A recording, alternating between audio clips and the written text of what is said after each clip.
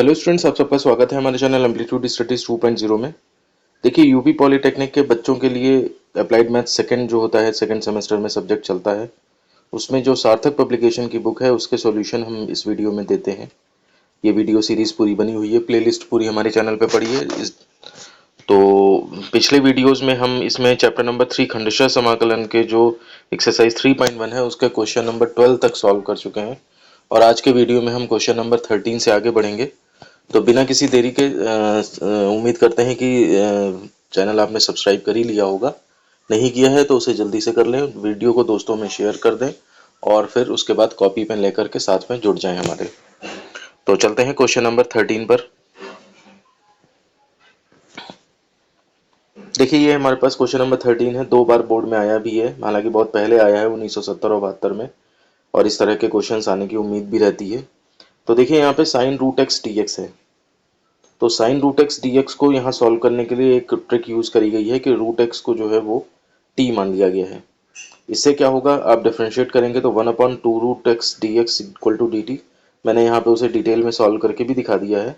और यहाँ से अगर आप देखेंगे तो d x is equal to, cross multiply कर दें तो 2 रूट एक्स डी बन जाता है। और साथ ही साथ यहाँ पर देखेंगे रूट एक्स की वैल्यू आप अगर दोबारा से यहाँ पे रख दें, क्योंकि रूट एक्स को टी माना हुआ है, तो 2t dt बन जाता है। तो कहने का मतलब ये है कि ये सब्स्टिट्यूशन करके जो है वो हमारा जो रूट एक्स की वैल्यू है, रूट एक्स को चेंज करेंगे हम, तो वो एक रूट वाले पार्ट से हटके हमारा नॉर्मल वैल्यू में कन्वर्ट हो जाएगा। तो अब हम लिख देते हैं हमारा इंटीग्रल क्या बन जाएगा। तो ये हमारा इंटीग्रल देखिए क्या बन जाता है, ये हमारा इंटीग्रल साइन टी। देखिए यहाँ पे साइन रूट एक्स था तो उसकी जगह पे साइन टी आ गया, और फिर dx की जगह पे यहाँ पर देखिए हमने 2t dt निकाला है, तो वो 2t dt यहाँ पे हमने सब्स्टिट्यूट कर दिया है। अब इसमें 2 बाहर कर लिया, t sin t dt। अब ये आपका नॉर्मल इंटीग्रल बाई पार्ट्स का क्वेश्चन बन गया है। इसमें आप देखें, first integral of second minus great integral differentiation of first into integral of second और फिर कंबाइन dt। तो इसमें साइन टी का माइनस कॉस टी हो जाएगा, तो माइनस हमने बाहर लिख लिया है। और इसके साथ अगर देखें हम, इधर भी टी का 1 हो गया है, साइन टी का माइनस कॉस टी हुआ है, तो माइनस बाहर आकर प्लस बन जाएगा। और कॉस टी का दोबारा से जब करेंगे तो वो प्लस का साइन टी ही रहेगा। और सारे इंटीग्रेशन हो चुके हैं, तो प्लस सी भी हमने कर दिया है। अब बस इसमें टी की जगह पे एक्स रूट एक्स रख देना है, तो वो हमने वापस से सब्स्टिट्यूट कर दिया।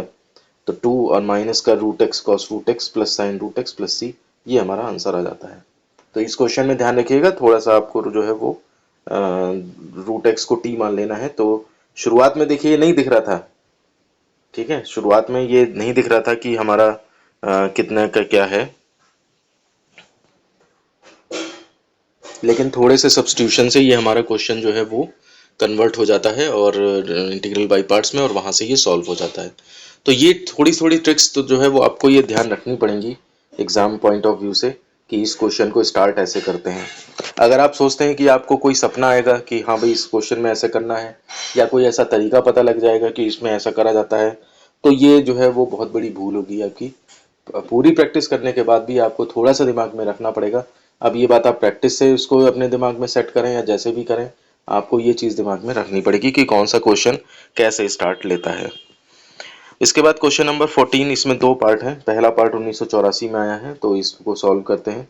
देखिए, फर्स्ट पार्ट है x ten square x d x है। इसमें जो है वो देखिए एकदम से अगर हम टेन स्क्वायर एक्स को मान लें सेकेंड फंक्शन, तो उसका इंटीग्रल मौजूद ही नहीं है। तो इसलिए टेन स्क्वायर एक्स को हम क्या करते हैं, सेक स्क्वायर एक्स माइनस 1 में कन्वर्ट कर लेते हैं। अब ये हो जाएगा आपका क्रॉस मल्टीप्लाई करके दो इंटीग्रल अलग, सॉरी क्रॉस में नहीं, सिंपल मल्टीप्लाई करके दो इंटीग्रल अलग कर लेंगे, तो x sec square x d x अलग बन जाएगा माइनस एक्स डी एक्स। इसका तो एक्स स्क्वायर बाई 2 हो जाएगा, इसमें कोई दिक्कत ही नहीं है। अब एक्स सेक स्क्वायर एक्स में देखिए सेक स्क्वायर एक्स का इंटीग्रेशन हमें मालूम है, तो इसलिए हम यहाँ पे इंटीग्रल बाई पार्ट्स कर देंगे।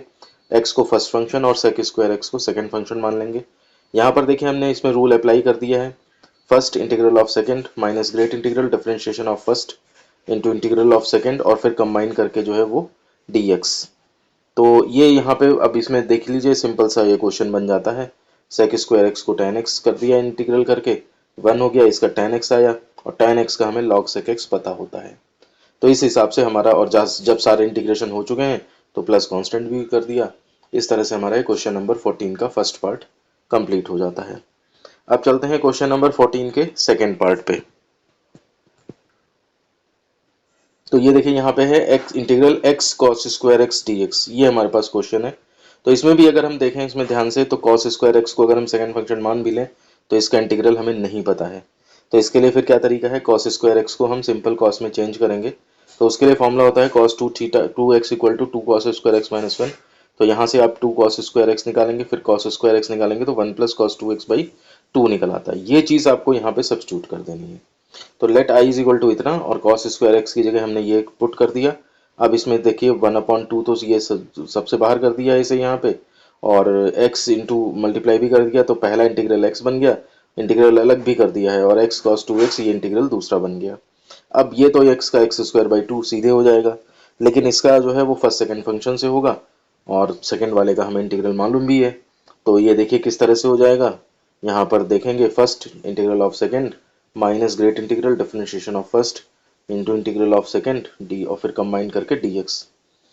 तो यहाँ पर ये देखिए, यहाँ पे ये पूरे बाई पार्ट्स चल रहा है तो इसलिए ब्रैकेट लगा दिया है। हालांकि ये ब्रैकेट इतना ज़्यादा जरूरी नहीं था क्योंकि यहाँ पे प्लस है, लेकिन अगर यहाँ पे माइनस होता तो फिर ये ब्रैकेट बहुत मस्त हो जाता।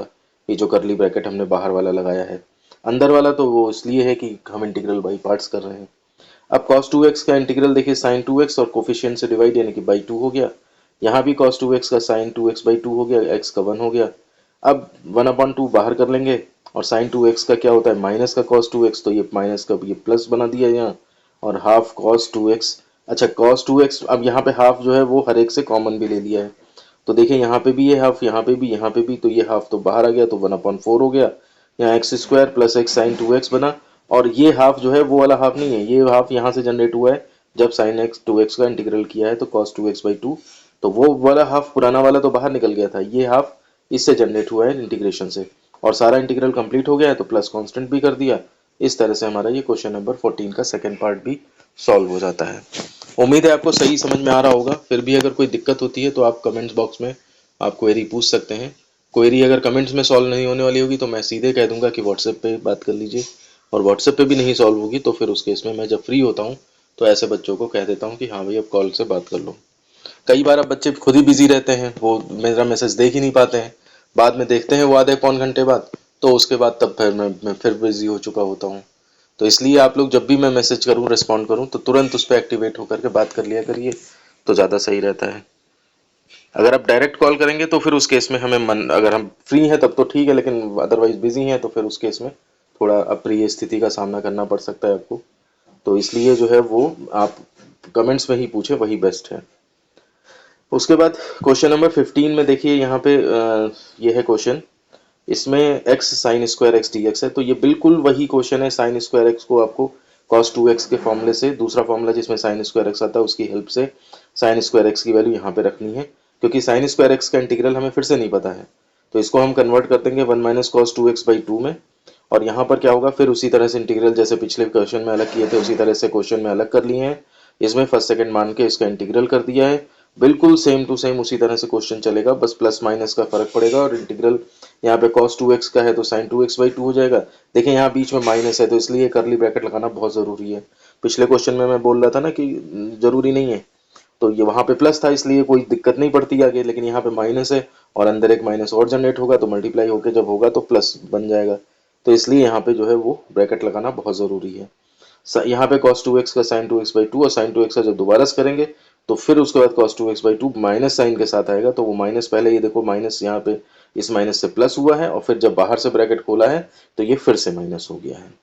तो इसलिए ये छोटी छोटी गलतियां कैलकुलेशन में अगर ना हो आपसे, तो इसके लिए यही है कि आप बिल्कुल कूल माइंड से काम करें। माइनस कहीं भी है उसके आगे अगर कोई टर्म ज़्यादा बनने हैं एक से ज़्यादा, तो ब्रैकेट का इस्तेमाल ज़रूर करें, क्योंकि वो फिर हैंडल करना बहुत मुश्किल हो जाता है बाद में। और छोटी छोटी गलतियों की वजह से हमारे फिर कोई एग्जामिनर ऐसा फंस गया कि जो पूरा ही काट देगा, आंसर नहीं आया पूरा ही काट दिया, तो फिर उस केस में प्रॉब्लम होती है। तो अब ये क्वेश्चन नंबर इस तरह से हमारा 15 कंप्लीट हो जाता है। चलते हैं हम क्वेश्चन नंबर 16 पे। देखिए integral x sine inverse x upon under root 1 minus x square d x. इस पे भी जो है आप थोड़ा सा हाईलाइटर से कर लेंगे हाईलाइट, कि ये थोड़ा वो जो है ट्रिक वाला क्वेश्चन है। इसमें क्या करा जाता है कि साइन इनवर्स x को जो है वो t मान लेते हैं। इससे एक तो 1 upon under root 1 minus x square d x d t बन जाता है, और साथ ही साथ यहाँ से x निकालेंगे तो वो साइन t हो जाता है क्योंकि यहाँ पे हमें x की वैल्यू भी पुट करनी पड़ेगी। तो इसलिए हमारा इंटीग्रल कितना बन जाता है, देखिए x की जगह तो sin t पुट किया है, साइन इनवर्स x की जगह वो t मान लिया था, और ये पूरा जो dx अपॉन अंडर रूट इतना इतना है ये आपका क्या है, ये dt बन गया। तो हमारा simple question t sin t dt बन जाता है। अब ये इंटीग्रल बाई पार्ट्स का क्वेश्चन बन गया है, ये आराम से आपका सॉल्व हो जाएगा। आइलेट लगा देंगे इस पे, t को फर्स्ट फंक्शन, sin t को second function, first integral of second minus great integral difference of first integral of second dt। तो t का 1 हो गया, cos sin t का इंटीग्रल cos t माइनस का हुआ तो वो बीच में प्लस कर दिया था हमने। अब यहाँ minus T cos T plus, और इसका जो है वो कॉस टी का इंटीग्रल साइन टी हो गया प्लस का, तो वो चेंज नहीं हुआ साइन, और सारे इंटीग्रल हो चुके हैं तो प्लस टी कर दिया। अब देखिए यहाँ पर जो है वो अब हमारे पास चुनौती है कि टी को एक्स में कन्वर्ट किया जाए। तो टी को साइन इनवर्स एक्स यहाँ तो ये डायरेक्ट रख दिया, इसमें कोई दिक्कत ही नहीं है। लेकिन अब यहाँ पर देखिए जो है साइन टी एक्स था वो भी हमने ऊपर से रख लिया, ये sine t equal to x यहाँ पर देखिए ये था, ठीक है ना। तो इसमें जो है वो साइन टी की जगह एक्स रख दिया।